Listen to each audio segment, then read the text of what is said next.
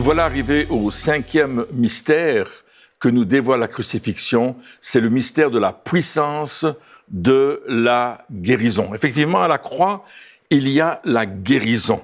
Et lisons un texte dans Ésaïe 53, verset 4, où il est écrit que ce sont nos souffrances qu'il a portées, c'est de nos douleurs qu'il s'est chargé. À la croix, il y a la guérison de nos souffrances physiques, morales et spirituelles. C'est là que Jésus a porté nos souffrances. Le mot souffrance peut être traduit par malaise, maladie, irritation, douleur, calamité. Le mot douleur, par contre, peut être traduit par infirmité, par plaie, par chagrin. Il s'agit aussi bien des douleurs physiques que des douleurs morales. À la croix, il y a la totalité de la guérison. Nous avons vu que par sa mort expiatoire à la croix, Jésus va non seulement porter nos péchés, il va nous réconcilier avec le Père, il va nous faire goûter à l'amour de Dieu, au pardon, mais seulement il va aussi mourir pour porter nos maladies et les infirmités qui, elles, sont les conséquences liées directement au péché originel. La souffrance du Christ à la croix comporte 5 types de blessures que j'aimerais partager avec vous, connues dans notre science médicale aujourd'hui. D'abord, les contusions, les coups qu'il a reçus lorsqu'on l'a frappé au visage. Effectivement, Matthieu 26 nous dit ceci. Là-dessus, ils lui crachèrent au visage et lui donnèrent des coups de poing et des soufflets. Il a donc eu des contusions, il a reçu des coups, les lacérations, les marques du fouet sur son dos. Après avoir fait battre de verge Jésus, il le livra pour être crucifié. Matthieu 27, 26.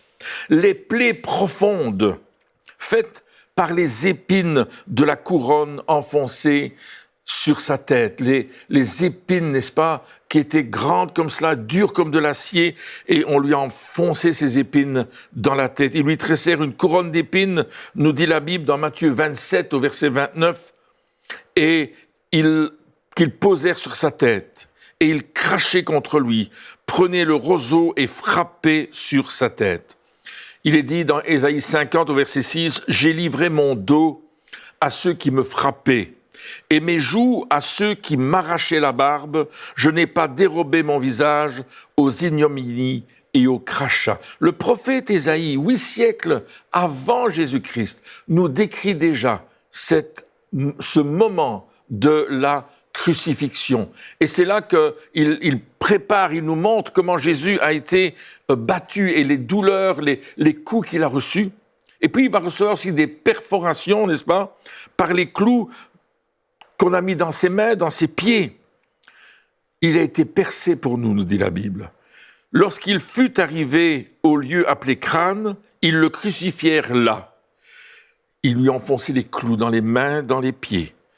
Le psaume 22 dit ceci au verset 16, « Car des chiens m'environnent, une bande de scélérats rôde autour de moi, ils ont percé mes mains et mes pieds. » C'est ce que le psalmiste a reçu sous l'inspiration du Saint-Esprit, des siècles avant cela. Dans Zacharie 12, au verset 10, il est dit « Et ils tourneront les regards vers moi, celui qu'ils ont percé. Ils pleureront sur lui comme on pleure sur un fils unique. Ils pleureront amèrement sur lui comme on pleure sur un premier-né. » Vraiment, la parole de Dieu nous entraîne dans des révélations prophétiques données des siècles auparavant par rapport à la crucifixion de Jésus et aux douleurs qu'il va supporter pour nous. Ensuite, les incisions. C'est-à-dire les coups qu'on peut faire dans la peau avec un couteau, n'est-ce pas, pour dire de déchirer la chair. Et là, c'est l'officier romain qui a vérifié la mort, n'est-ce pas, de Jésus, et il a pris sa lance qu'il a enfoncée entre les côtes pour percer le cœur. Mais un des soldats lui perça le côté avec une lance. C'est ce que nous dit Jean au chapitre 19 et au verset 34. Alors je reprends. Les contusions, les souffrances de Jésus, les blessures connues d'une science médicale, les contusions, les lacérations, les plaies profondes, les perforations, les incisions. Lorsque Jésus agonisait sur cette croix, Alors qu'il souffrait terriblement dans son corps, il avait une souffrance non seulement morale, parce qu'il prenait notre péché, mais aussi une souffrance physique. Les soldats ont voulu le soulager. Ils voyaient que Jésus était là, tourmenté sur cette croix, et ils ont voulu lui donner à boire un mélange particulier. La Bible nous dit dans Matthieu 27, au verset 34, « Ils lui donnèrent à boire du vin mêlé de fiel. Mais quand il l'eut goûté, il ne voulut pas le boire. » Et ce vin mêlé de fiel était un anesthésiant pour que, n'est-ce pas, les douleurs qu'il y avait dans le corps soient atténuées fortement. Mais Jésus a porté nos douleurs. Jésus a porté nos souffrances. Jésus est autant concerné par notre santé physique que par notre santé morale ou même notre santé psychique, comme le déclare Jean. Jean dit ceci, « Bien-aimé, je souhaite que tu prospères à tous égards et sois en bonne santé, comme prospère l'état de ton âme. » Voyez-vous, lorsque notre âme est en bonne santé, eh bien, notre corps est en bonne santé. Lorsque notre âme est en paix avec Dieu, notre corps est en paix avec Dieu. Et ça, c'est ce que la Bible déclare. Si nous avons un sérieux désir de plaire à Dieu et de nous nourrir de sa parole, alors nous pourrons aussi exercer notre foi pour toutes les autres choses, y compris notre santé physique. Nourrissons notre âme de la parole de Dieu. Nourrissons notre âme par la prière, c'est-à-dire une conversation avec Dieu, dans les deux sens. Nous parlons à Dieu, Dieu nous parle. Il nous parle à travers sa parole. Il nous parle par les révélations du Saint-Esprit. Il nous parle tantôt d'une façon, tantôt d'une autre. Et nous n'y prenons pas garde, mais j'aimerais vous dire, prenez-y garde de ce que Dieu vous dit, n'est-ce pas? Et Jésus nous aime tellement qu'il a porté nos souffrances.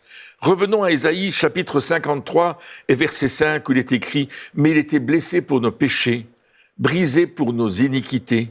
Le châtiment qui nous donne la paix est tombé sur lui, et c'est par ses meurtrissures que nous sommes guéris. » Jésus n'a pas subi ce terrible supplice de la croix pour ses propres péchés, mais bien pour nos péchés, nos iniquités. Jésus n'a jamais commis de péché. Il n'a jamais rien fait de pareil. Mais il a pris notre péché, il a pris nos maladies, il a pris nos infirmités, il les a pris à la croix pour que nous soyons sauvés, délivrés, réconciliés, guéris, transformés par son amour. Donc la cause de ces blessures, ce sont nos transgressions. La cause de ces meurtrissures, ce sont nos iniquités. Mais le résultat, le châtiment qu'il a enduré, nous procure la paix. C'est notre paix. Et le résultat de ces meurtrissures, c'est notre guérison, votre guérison, vous qui regardez cette émission maintenant.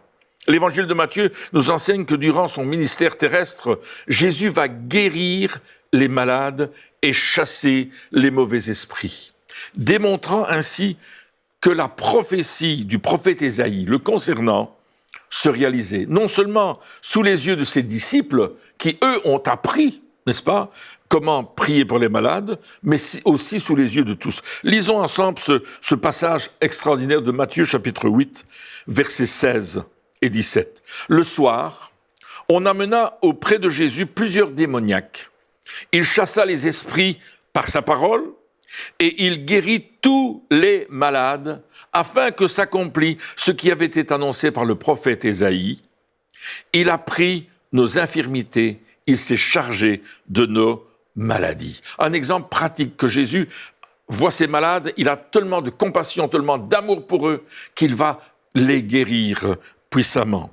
Et nous avons cet autre texte qui dit « Cependant, ce sont nos souffrances qu'il a portées, c'est de nos douleurs qu'il s'est chargé, et nous l'avons considéré comme puni de Dieu, frappé et humilié, mais il était blessé pour nos péchés, brisé pour nos iniquités, et le châtiment qui nous donne la paix est tombé sur lui, et c'est par ses meurtrissures que nous sommes guéris. » J'aime relire ce passage parce que c'est une vérité biblique. Par ses meurtrissures, nous sommes guéris. Et le prophète Ésaïe, au chapitre 35, va apporter cette parole prophétique extraordinaire concernant Jésus. Il dit que quand il sera venu, alors s'ouvriront les yeux des aveugles, s'ouvriront les oreilles des sourds, alors le boiteux sautera comme un cerf et la langue du muet éclatera de joie. Alléluia, des paroles prophétiques qui vont être réalisées du temps de Jésus. Et on va voir ces paroles se manifester et être réelles. Alors Jésus, il parcourait beaucoup de villes et de villages, enseignant dans les synagogues, prêchant la bonne nouvelle du royaume et guérissant toute maladie et toute infirmité. Un jour, Jésus est allé à la maison de Simon-Pierre, son disciple, et la mère de Jésus était souffrante de la fièvre. Elle était couchée, incapable de travailler. La fièvre prenait toute son énergie. Elle était malade, peut-être mourante. Et on a dit, viens prier pour elle. Et Jésus est venu et il menaça la fièvre.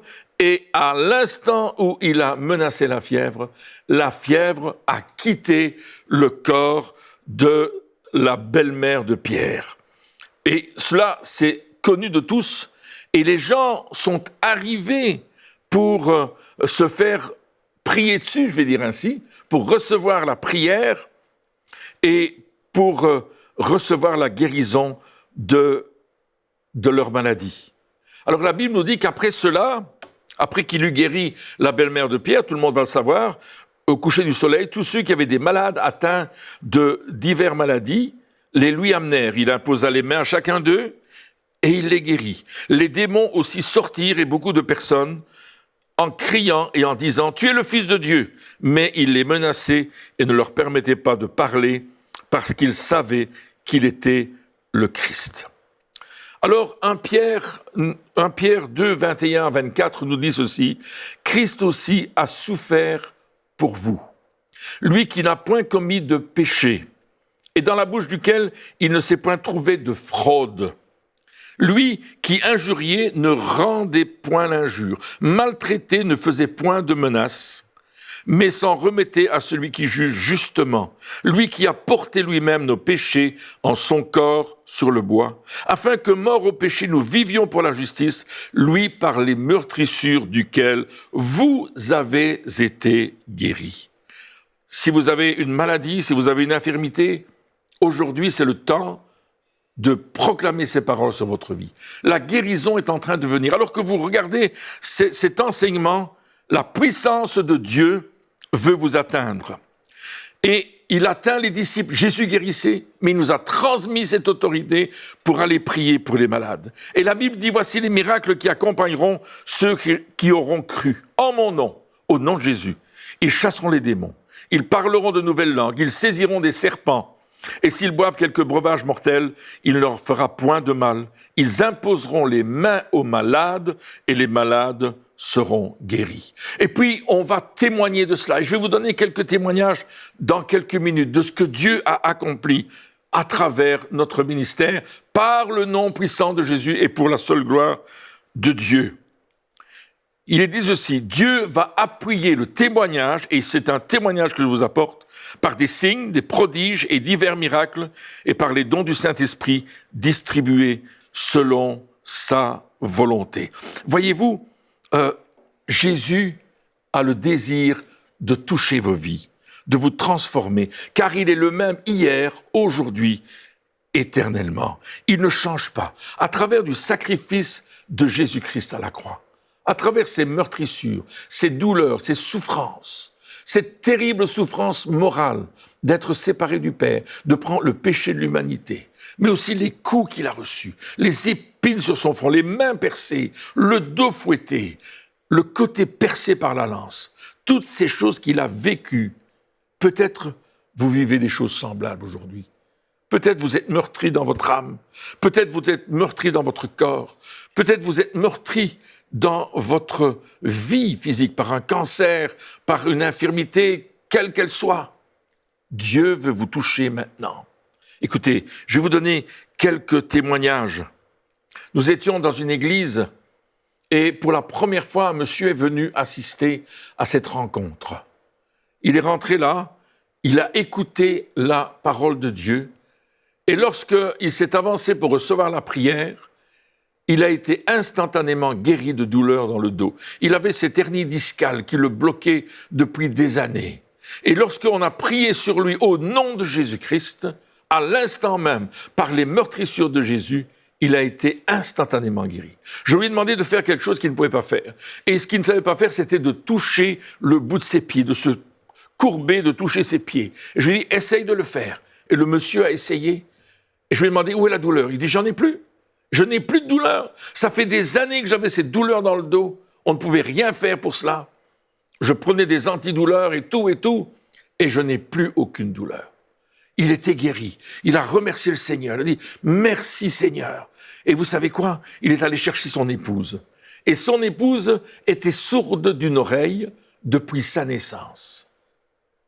Pas de tympan, l'oreille ne fonctionnait pas. Nous avons prié pour elle au nom de Jésus. Et au moment où nous avons prié, nous avons chassé l'esprit de surdité, un miracle créateur s'est produit. L'oreille s'est ouverte et la dame a entendu correctement. Elle nous disait, je n'ai jamais entendu comme cela depuis ma naissance. Elle avait, dans la soixantaine, Jésus l'avait guérie. Une jeune dame est venue me trouver un jour lors d'une réunion. Juste à la fin de la réunion, on avait terminé. Et elle est venue me dire, monsieur, j'ai des douleurs dans tout mon corps. On me fait des infiltrations régulièrement. Je vais chez le chiro. Et il n'y a pas de solution pour moi. Il faut m'opérer pour qu'on remette mon corps correctement. Il est débalancé. J'ai fait un sport violent dans ma jeunesse et depuis ce temps-là, j'ai mal dans tout mon corps. Pouvez-vous prier pour moi? Alors j'ai prié pour que Dieu remette son bassin en équilibre. Et au moment où j'ai prié pour elle, elle a senti sa colonne vertébrale se remettre en place. Il y a eu quelque chose qui s'est passé dans son corps. Moi, j'ai rien senti, mais elle a senti. Et je lui ai demandé comment ça va. Elle dit, waouh, c'est formidable. Elle dit, j'ai plus mal. Je n'ai plus mal. La dame souffrait depuis des années. Elle dit, je dois tout le temps m'appuyer contre un mur quand je marche quelque part, tellement ça me fait mal. Puis je lui ai demandé de s'asseoir sur la chaise. Elle s'est assise gentiment sur la chaise. Je lui ai demandé de tendre ses jambes et j'ai prié pour elle. Pour que Dieu remette un équilibre dans les jambes, que les jambes qui étaient trop courtes se rallongent. Et ce qui s'est passé, c'est que les deux jambes ont grandi de 2,5 cm. 1 pouce. La dame, quand elle était assise sur la chaise, avant que je ne prie pour elle, ses pieds, avec ses chaussures, ne touchaient pas le sol.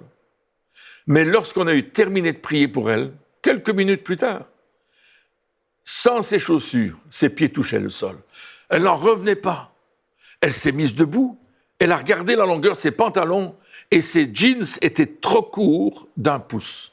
Elle est allée trouver son pasteur en disant « Pasteur, j'ai grandi, regardez, mes jeans sont trop courts !» Et depuis lors, elle n'a plus jamais eu aucune douleur dans son corps.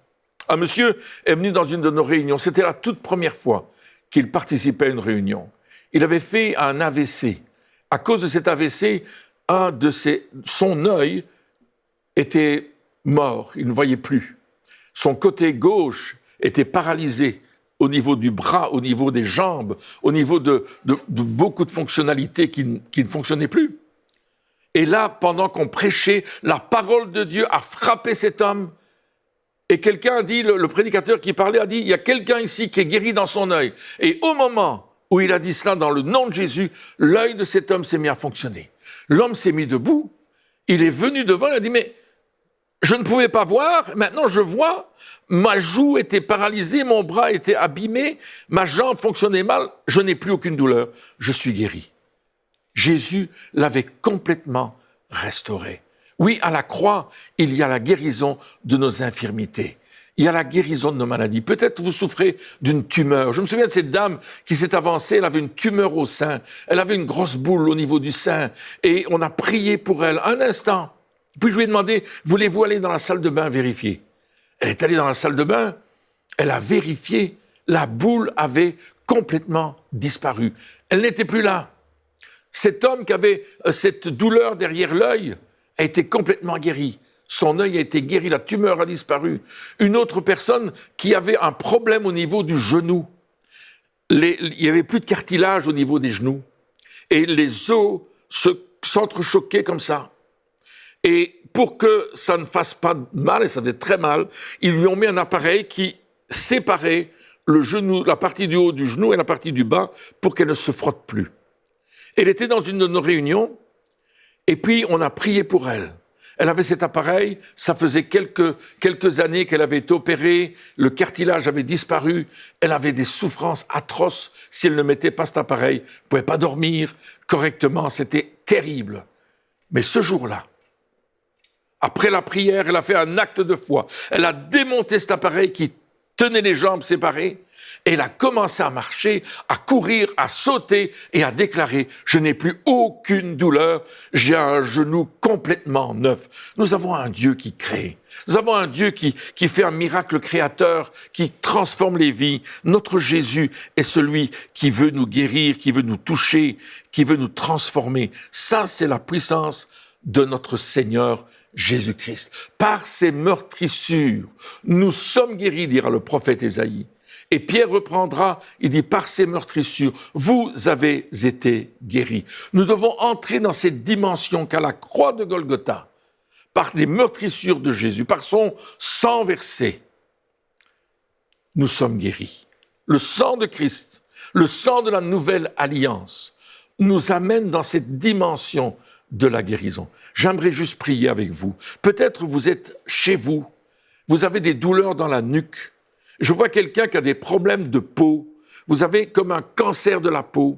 D'autres personnes ont des problèmes au niveau de l'estomac, des douleurs terribles dans l'estomac, une digestion qui ne se fait pas. Il y a quelqu'un d'autre qui a un problème au niveau des yeux. Votre vue a baissé fortement et vous n'arrivez plus à lire correctement et à conduire votre voiture. Une autre personne a des douleurs dans l'oreille. Vous avez des sifflements dans l'oreille. Dieu veut vous toucher aujourd'hui. J'aimerais juste prier que la puissance de ce mystère de la croix, la guérison divine, vous touche là où vous êtes. Maintenant, je maudis toute maladie, toute infirmité dans le nom de Jésus-Christ. Je chasse la fièvre, je chasse la douleur, je chasse le cancer. Au nom de Jésus, je chasse toute maladie. J'ordonne à ces maladies de quitter votre corps, de quitter votre famille, de quitter votre environnement maintenant et de ne plus y revenir, dans le nom de Jésus. Jésus est en train de le faire. Il dit, ils imposeront les mains aux malades et les malades seront guéris. Peut-être là où vous êtes, vous sentez une douleur dans la tête, mettez votre main là où vous avez mal. N'ayez pas peur de le faire maintenant. Faites-le, mettez votre main où vous avez mal, là où vous êtes, et recevez la guérison dans le nom puissant de Jésus. Jésus est en train de vous toucher maintenant. Il passe, il est là, il vous touche. J'ai vu tellement de personnes guéries à travers des émissions radio, à travers des émissions de télévision, où les gens nous ont appelés en disant « Je suis guéri ». Je me souviens de cet homme. Il était en Algérie. Nous avions une émission qui partait de Paris. On était en direct sur le satellite. Et cet homme regardait l'émission en Algérie. Et alors que nous étions dans cette émission, il nous a appelés en disant « Mon épouse est malade, elle est en train de mourir, je ne sais pas quoi faire, je n'ai aucun moyen pour l'aider, pouvez-vous prier pour elle ?» Nous avons prié dans le nom de Jésus. Dans les minutes qui ont suivi, cet homme nous a rappelé en nous disant « Non, ma femme s'est levée, elle n'est plus malade, elle est en pleine santé, elle est guérie. » Ça, c'était un direct à la télévision. Et je pourrais vous en raconter d'autres comme ça, où des gens nous ont appelés en disant « Voulez-vous prier pour ceci ou pour cela ?» Et lorsque nous avons prié pour la maladie est partie à cause du nom de Jésus-Christ. C'est à lui que revient toute la gloire. C'est à lui que revient tout l'honneur, n'est-ce pas? Et c'est ce que nous voulons voir. Oui, par les meurtrissures de Jésus, nous sommes guéris. Un jour, quelqu'un, c'était Jean-Baptiste, qui était en prison, et il doutait de la guérison. Il doutait que Jésus était le Messie. Il ne comprenait pas si c'était vraiment lui ou pas. Alors il a envoyé ses disciples le trouver. Vous trouvez ça dans l'Évangile au chapitre 11, l'Évangile de Matthieu. Et là, Jésus leur a dit, va dire à Jean-Baptiste ce que vous voyez. Les aveugles voient, les sourds entendent, les boiteux marchent, les lépreux sont purifiés. Les morts ressuscitent. Va lui dire. Et ça, c'était la parole prophétique que je vous ai lue tout à l'heure dans Ésaïe 35. Le boiteux qui marche, l'aveugle qui voit, le sourd qui entend, le mort qui ressuscite. La puissance éternelle de Dieu qui se manifeste. Oui, Jésus-Christ est vraiment le sauveur du monde. Oui, Jésus-Christ est vraiment celui qui a pris nos maladies en son corps sur le bois. Oui, Jésus-Christ est celui qui va vous donner la vie et la vie en abondance. Ne restez pas dans votre petit coin. Venez à Jésus, donnez-lui votre vie. Confiez votre vie en lui. Ayez l'assurance qu'il veut non seulement vous sauver, vous pardonner, vous guérir aussi et vous réconcilier avec le Père. Jésus est venu pour vous et il veut vous le faire savoir aujourd'hui. Et en terminant, j'aimerais faire une prière particulière pour tous ceux qui sont à l'écoute, tous ceux qui nous regardent maintenant. J'aimerais juste prier pour vous et prier pour que cette onction de guérison vienne sur vous, vous touche maintenant et vous remplisse de la présence manifestée de Dieu, de son onction. Merci Seigneur pour tous les amis qui sont à l'écoute. Tendez vos mains vers l'écran. Seigneur, je te prie maintenant de communiquer cette foi, cette onction pour la guérison, là où mes amis se trouvent. Parce que toi-même, tu as dit que tu voulais nous envoyer dans le monde pour que nous allions trouver ceux qui étaient sous l'empire du diable et les délivrer. Père, je proclame que maintenant, dans le nom puissant de Jésus-Christ, tu touches chaque homme, chaque femme, et tu les remplis de ta présence, là où ils se trouvent, afin qu'eux aussi soient des témoins de ceux qui vont être des ambassadeurs de Christ et qui vont aller vers les autres pour prier pour eux. Père, je te demande de leur donner cette capacité et puis aussi cette hardiesse d'aller vers leurs voisins, leurs voisines, leurs amis, leurs collègues et de pouvoir prier pour eux avec cette onction du Saint-Esprit. Recevez maintenant cette présence de Dieu dans votre vie et soyez remplis du sommet de la tête à la plante des pieds de la présence du Saint-Esprit. Merci Seigneur de démontrer leur témoignage, d'accompagner leur témoignage avec des signes, des prodiges et des miracles et les dons du Saint-Esprit que tu veux distribuer selon ta volonté. Merci pour ce peuple qui se lève. Merci pour ces hommes et ces femmes, qu'ils soient n'importe où dans le monde, qui vont se lever maintenant et qui vont agir en ton nom pour guérir les malades, pour purifier les lépreux, pour ressusciter les morts et pour apporter la bonne nouvelle du royaume de Dieu partout où ils vont passer. C'est dans le nom de Jésus que je te prie. Amen. Cette émission a pu être réalisée grâce au précieux soutien des partenaires d'Enseignement Canal International. Retrouvez tous nos programmes sur emcitv.com.